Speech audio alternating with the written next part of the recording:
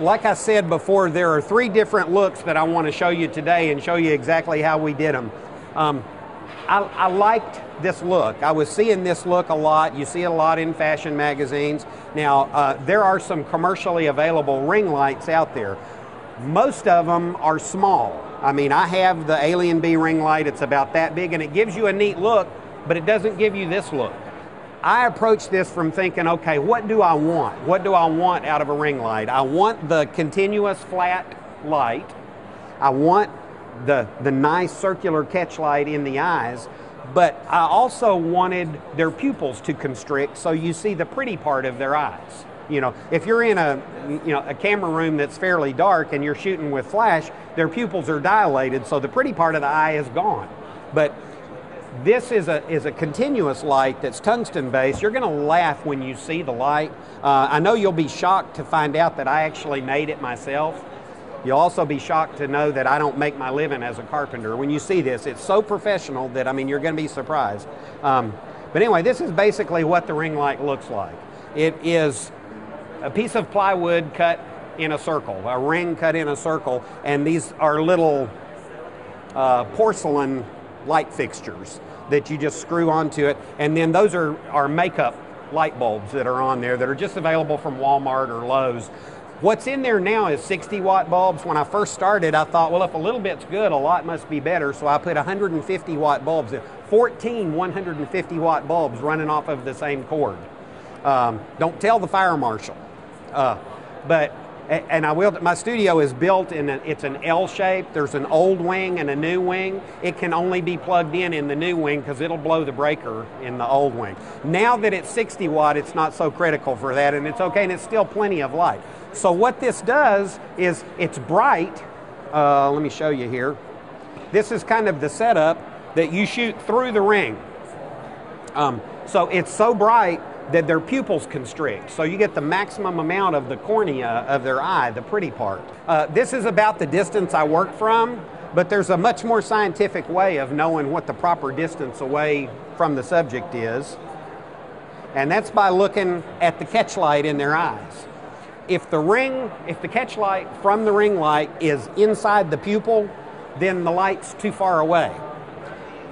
Not that the catch light itself is a problem, but it's like the light on her face starts to become unflattering as you pull it away from her. It becomes more specular, and it's just not as flattering.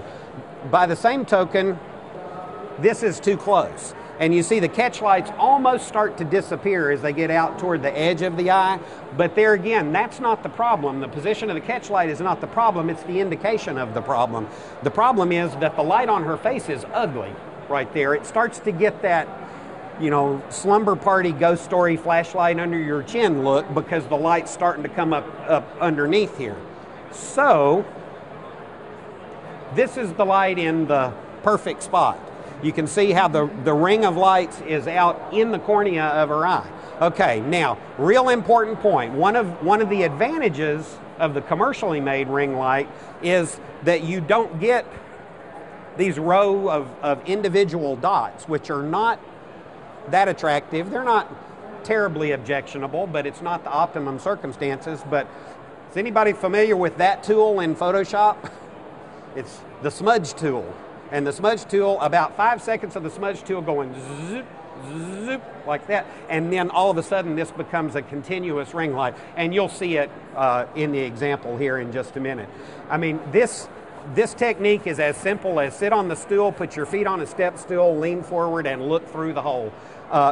It's not terribly versatile to do a whole lot of different poses. It's really good for this individual close-up. Although we've done some a little further away, this is what it looks the best. Now, I'll give you a word of caution. Don't do this technique unless you want to sell it every single time you show it. If you show it, it'll sell. It sounds crazy. I know you look at it and think there's not that much to it, but there's something about this image that I promise you it sells every single time. Far too many times that ends up being their wall portrait. I wish that they would buy something else, but I'm not going to argue with them. Anytime you do any kind of sort of different techniques that are not what you call mainstream portrait techniques, it's different lighting, the rules of good portraiture still apply. like, for example, focal length. You know, the physics of this are that the focal length should be at least 2 times the diagonal of the film or chip, which on a full frame camera comes out to be 85 millimeters, but that's really not long enough. This really looks the best with a long lens because of what it does to the shape of the face. If you'll look at the two of these and look visually at the size of her nose, the image on the left is done with like a 70 to 200 zoomed out to closer to 70 millimeter. The other one is zoomed to 200, so you can see it's just the shape of the face. You know, so often I see people using their mid-range zoom to do close-ups and head and shoulders portraits. It's just not long enough. You just need to use a longer lens and keep the classic rules of portraiture still apply. Since this is a tungsten light source, if your white balance, I mean, of course you can do a custom white balance or change the white balance to tungsten, something to get it correct. I actually prefer, I'm a hopeless romantic at heart, but I actually like the warm kind of glow, not as orange as when you've got it set on daylight. This is straight out of the camera with the white balance, I think, set on 5500 Kelvin. The one on the right is changed to tungsten white balance. My preference is somewhere in between those two. Not as cool as the one on the right, not as warm as the one on the left, but you have control over that when you shoot in RAW. You can adjust it and make the white balance whatever you want it to be. Beyond that, any other post-production that you already do, like vignette and soft focus, any other techniques that you normally use or actions that you use would apply to this. But, you know, the basic pose and the lighting structure is simply that. Oh, we didn't really talk about the dimensions of it. Now, there's a real sophisticated way I arrived at these dimensions. I went to Lowe's and I bought those little porcelain receptacles, and I got as many as I could carry.